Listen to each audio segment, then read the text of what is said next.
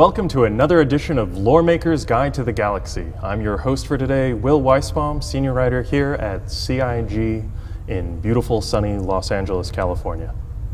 On today's episode, we'll be taking a look at Elysium, which is a fantastic system for all its history. Let's go take a look at it now. So we're starting off on Earth, this beautiful blue marble we all call home, but not for much longer, as we're going to expand out through the stars. Let's go.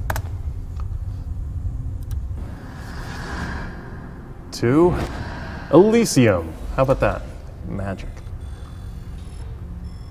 So it is a 5-planet system that was discovered way back in November 15th, 2541. And what was so noteworthy about this system upon its discovery was that it was inhabited. It was not an empty system. We quickly learned that there was another spacefaring race who called themselves the Tavaran, living on Elysium IV, or as they called it, Calith, or Calith, depending on whether you want to use the right or incorrect pronunciation. So the UPE, the United Planets of Earth, the government at the time, were very excited to discover a whole new race. They were spacefaring technology-wise, but not quite as advanced as us humans, and we thought it was a great opportunity to expand our reach and incorporate an entirely new alien species into our civilization. Unfortunately, it didn't quite work out that way, because the Tavaran attacked us. They wanted what we have, and it was a full all-out war, our first interspecies war, and it was terrible. But what came out of it was the rise of a young Colonel Ivar Messar, who rose through the ranks and became the hero of the war at the famous Battle of Idris IV, where he managed to turn the tide of the offensive and really stick it to those Tavaran. And even though the Tavaran weren't as technologically advanced as we were, they were brilliant strategists and were able to hold out much longer than anyone thought, even taking over human systems and driving our forces back. So by the end of these 4 years, we were able to conquer them. We sent them fleeing out into the verse, hiding in various places in Banu and Xi'an space. So after that moment, we started colonizing and terraforming worlds that were formerly part of the Tavaran Empire, were now part of the human empire, as Ivar Messar had now become the Imperator and had transformed the United Planets of Earth eventually into the United Empire of Earth.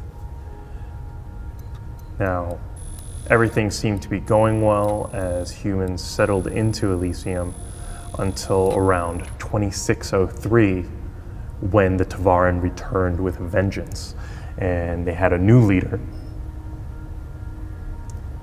And they had a new leader called Qarth Tall, who was dead set on reclaiming the Tavaran homeworld for his people. And he burned a path through the stars, fighting his way towards Elysium. There was in Centauri, the famous Battle of Centauri, where Squadron 42 had their first major victory ever in shutting down the Tavaran offensive after a grueling 7 years of fighting. Rather than accept the defeat there, the Tavaran pushed through the jump in Centauri and fought their way towards their home planet, knowing that it was a doomed effort, until they finally turned on their shields. Oh, whoops, that was null. They did not go to null. However, they did go to Elysium, where eventually they turned off their shields and crash landed onto the planet, burning up in the skies of Elysium IV, which some of you may have seen in the famous painting that commemorated the moment, that was called Tears of Fire. Some of you may have seen the famous moment of the ships crashing into the planet's atmosphere and burning up in the famous painting Tears of Fire that commemorated this historic moment. So after the Second Tavaran War, the Tavaran were pretty much shattered, and humanity was kind enough to offer them a place amongst us as a subjugated people, which catches up to 2610. So that's a little bit of the backstory that marks Elysium. Let's go now and start looking at the system itself. Currently it's got 4 known jump points, one between Elysium and Centauri, another between Elysium and Lear, an Elysium Idris jump point, and an Elysium Vanguard jump point, which is a little bit telling about how the system works. The Vanguard one, of course, is Vanduul space, which is a threatening area. Centauri itself is a pretty happening system. It's home to MISC, so there's a lot of business traffic that flows through there. In Lear is kind of an outsider system, home, in fact, to the outsiders. So traffic to there is a little bit odd, to say the least. And finally, there's Idris, which still is trying to regain its footing after the Battle of Idris IV, which left it terribly scarred. So a medium amount of traffic heading in and out of the system, which is Elysium is still today trying to find its footing in the Empire. It's known mostly for its historical significance, but it's trying to forge ahead and define itself in the world of 2946. So let's look at the sun now. So the Elysium star is an F-type main sequence star. It's 1 to 1.4 times the mass of our sun with a white to yellow light.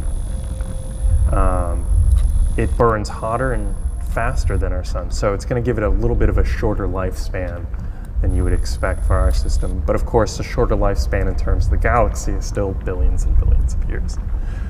2 to 4 billions to be precise, or unprecise as I gave a range of numbers instead of an exact one.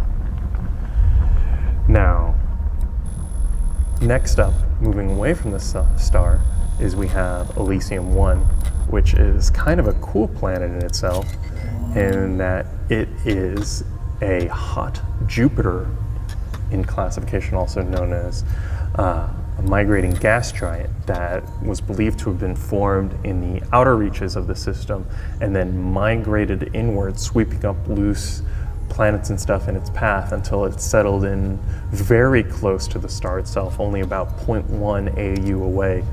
This means that its surface gas is very hot, creating a lot of wind circling around and a very even surface temperature. So it'll be interesting trying to fly there to harvest things because of its proximity to the sun. From Elysium I, we're going to head on out to Elysium II, which is a coreless planet. Coreless doesn't mean that it's hollow on the inside. It means that it just doesn't have a magnetic core, so it's solid throughout without a spinning core like Earth has. This means it's kind of a bit of a dead, lifeless rock in the system floating around. Some mining to be done there, but it still hasn't been heavily developed yet. Its surface is heavily impacted by craters, which have led many scientists to speculate that there was some significantly large impact in its past, but the Tavaran records don't indicate anything during their time, and scientists are still trying to work out exactly what happened through research. So, heading out from Elysium II, we're going to head over to Voska, Elysium III, which is a desert planet, which is really cool. When we took over this system from the Tavaran, this world was pretty much left alone. It was desert, arid, really warm, very little water, and it seems that the Tavaran did not have terraforming technology like we did.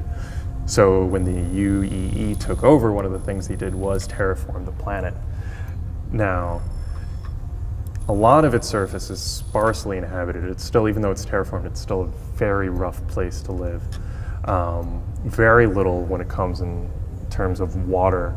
There is some water mining going on at the polar caps, but they're pretty small. A lot of the water has to be either shipped in on haulers or from water harvesting units that are sprouted throughout the desert. One of the major landing zones on the planet is Rez's Landing, which is an arcology built by Rayari Inc., used to mine some of the resources in the planet. It's been digging itself deeper and deeper as the years goes, as it struggles to find more and more resources to harvest.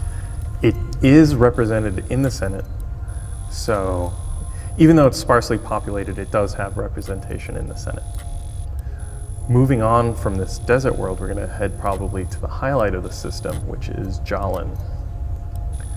Now, Jaalin is formerly for the Tevarin Caliph. It was their homeworld, and to date it probably houses more Tevarin architecture and historical sites than any other planet in the system. Big part of this is due to the Tevarin Purge, where after the Second Tevarin War, a lot of the remaining Tevarin sought to free themselves from their connection to their past, as it had failed them so much, and a lot of these important sites were destroyed by the Tevarin themselves. However, because Jaalin was in human control at the time, a lot of these sites were preserved for future generations to appreciate.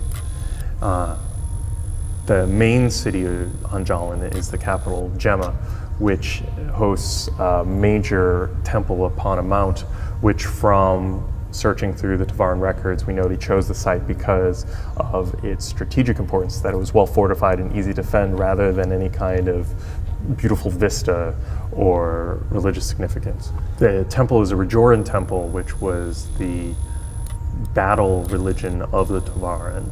It's a major tourist site today, and a lot of preservation efforts are currently going on to save the Tevarin artifacts from being destroyed just from ship traffic and people walking around. So there's a major effort right now to conserve the sites, even though that goes against kind of one of the major industries on Gemma, which is tourism. So trying to balance those two is an issue that's going on. Landing in Gemma will appear different than landing in other worlds because the landing port is designed to blend into the Tevarin architecture, so that's kind of neat. One of the major things that you might have been reading about recently is the upcoming election that's happening on Jaalin for a Senate seat. The election's coming up on May 3rd, so debates are starting to heat up across the spectrum as people decide which candidate to support. Of note is the fact that it's the first Tevarin running to be Senator Suj Kosi, and he is an ex-military man, served in the Navy, and he has a criminal background himself before he earns citizenship. So he's offering a lot of hope to the Tevarin out there for bettering their lives in the UAE. A lot of people are still holding grudges for those two wars, so it'll be interesting to see whether he's able to gain the seat or not. He is a centralist and has a lot of core beliefs and believes in the strength of the military and in the central government. He's going against two other candidates. One, Sheikh Marigold, who's more of a transitionalist and is looking to curtail military spending in light of the new war with the Vandal and really focus in on rebuilding the social structures that are needed. There's a lot of unemployment and poverty going on in Jaalin, as the system itself hasn't really struck its economic foothold yet outside of its Tevarin artifacts and tourism. The third candidate is Gabrielle Garcian, who is a centralist. She served on the Governor's Council for a while and has the backing of the current administration. A lot of people are a little bit wary of electing her because they fear that it'll be a return to the norm, but she has a lot of experience, whereas the other two candidates don't as much. So moving on from Jaalin, we're going to head way out, 12.6 AU out, to Elysium V, which is a dwarf planet lurking way out in the stretches of the system, and it is a small rocky body. So there you are. That is the Elysium system, and I hope I was able to enlighten you on some of its finer points today, and that you enjoyed taking this lore maker's guide to the galaxy journey with me. Thank you so much.